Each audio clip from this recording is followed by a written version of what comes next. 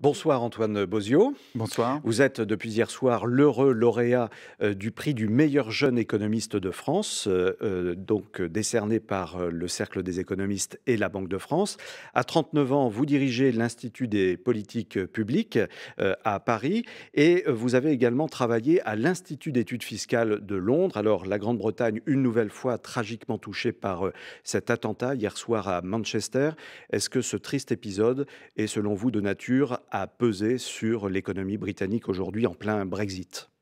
Moi, je voudrais d'abord exprimer toute ma solidarité avec et mes pensées un peu émues mes ex-collègues britanniques. J'ai passé 5 ans donc, à Londres à l'Institute for Fiscal Studies, qui était un centre qui était dédié à l'évaluation des politiques publiques. Et souvent, ils m'avaient fait part au contraire de leur sympathie lors des événements, les attentats qui ont eu lieu en France. Et aujourd'hui, c'est des sympathies qui sont réciproques sur les attentats qui ont touché le Royaume-Uni. Alors après, sur l'impact sur l'économie, en général, il y a assez peu d'impact direct des attentats. Il peut y avoir des impacts sur l'économie lorsque des économies qui sont très dépendantes, par exemple du tourisme, sont touchées, souvent des pays en développement. Pour la plupart des pays européens, on ne pense pas qu'on peut avoir d'impact très fort sur l'économie à long terme. Alors revenons, si vous le voulez bien, Antoine Bozio, de ce côté-ci de la Manche. Le regard du meilleur jeune économiste de France nous intéresse à plus d'un titre, notamment en ce début de nouveau quinquennat. Je le disais, vous avez 39 ans.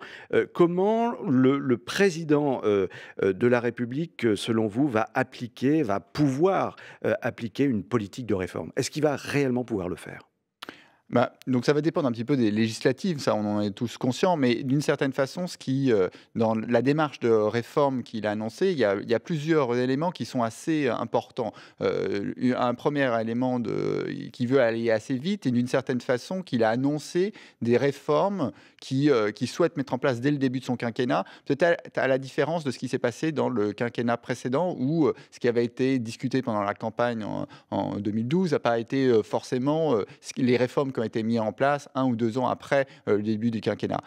Un exemple qui je trouve assez frappant, c'est l'exemple de la réforme des retraites, un sujet que je connais bien, et sur lequel finalement la rupture que propose Emmanuel Macron pour essayer de faire une réforme structurelle, systémique, qui puisse modifier en profondeur et sur le long terme le fonctionnement de notre système de retraite, plutôt que les mesures paramétriques répétées et des réformes finalement de plus en plus nombreuses qui ont été mises en place au fil des quinquennats précédents, est assez différente. Alors, la réforme est-elle possible aujourd'hui en France? Est-ce que les Français sont prêts pour cette réforme que le président Macron veut mettre en œuvre maintenant très rapidement? Moi, je pense qu'il y a une volonté de réforme parce qu'on est assez conscient de façon générale des échecs qui ont été finalement les échecs de politiques successives contre la lutte contre le chômage, contre avoir des protections sociales plus effectives. Donc le fait qu'il y ait une volonté d'arriver à une réforme, je pense qu'elle est réelle. La question et la difficulté que le président Emmanuel Macron devra répondre, c'est dans quelle mesure la rupture finalement politique qu'il met en place et les changements qu'il souhaite à venir vont réellement se transformer dans des modifications de politique économique. L'Institut de politique publique que vous dirigez, justement, enquête sur cette opinion française. Quel est son état d'esprit aujourd'hui? Alors, on n'enquête pas vraiment sur l'opinion des Français. Ce qu'on essaye de faire, et je crois qu'il est très important dans la démarche qu'on veut réformer un pays, c'est d'arriver à proposer pour l'ensemble des citoyens de façon très indépendante et très transparente une évaluation de l'impact des différentes politiques publiques. Essayer de donner des éléments précis, chiffrés, qui permettent à tous les citoyens, pas uniquement aux décideurs publics, d'arriver à se faire une opinion sur les réformes qui peuvent être efficaces et d'une certaine façon amener au consensus qui est nécessaire pour arriver à mener à bien des réformes. Le cabinet Ernst Young a publié aujourd'hui un important baromètre sur l'attractivité de l'économie française. Ce baromètre est plutôt bon. Enfin, les entrepreneurs attendent encore des réformes. Peut-on dire que Emmanuel Macron profite d'un effet François Hollande avec le CICE, le crédit impôt compétitivité emploi? On le voit à travers les chiffres qui sont quand même relativement bons.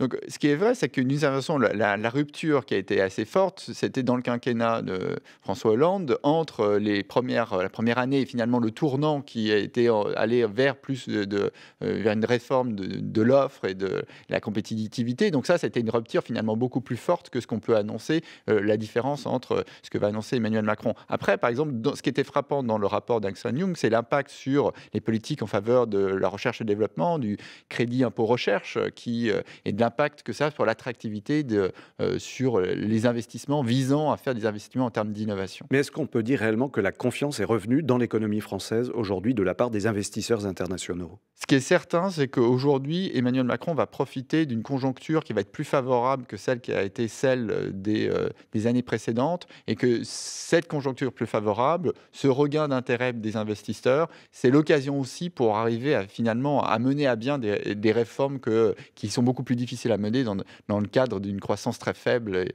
une situation beaucoup plus bloquée. Alors, Antoine Bozio, je rappelle donc, prix du meilleur jeune économiste de France, 39 ans. Quelle est, à vos yeux, aujourd'hui, vous représentez la jeune génération, comme disait tout à l'heure Ersin Nebovitch, la jeune génération de ces économistes. Quelle est, selon vous, la mère des réformes, finalement, à appliquer aujourd'hui?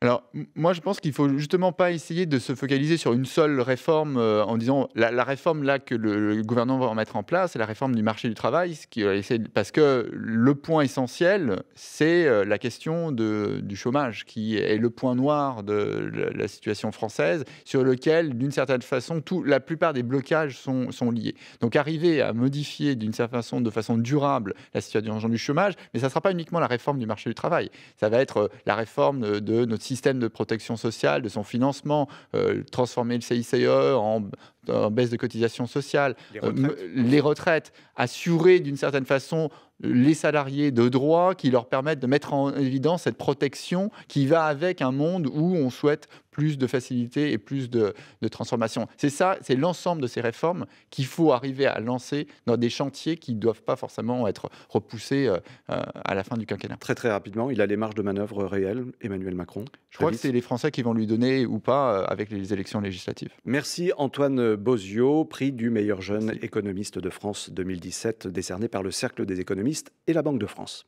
Merci.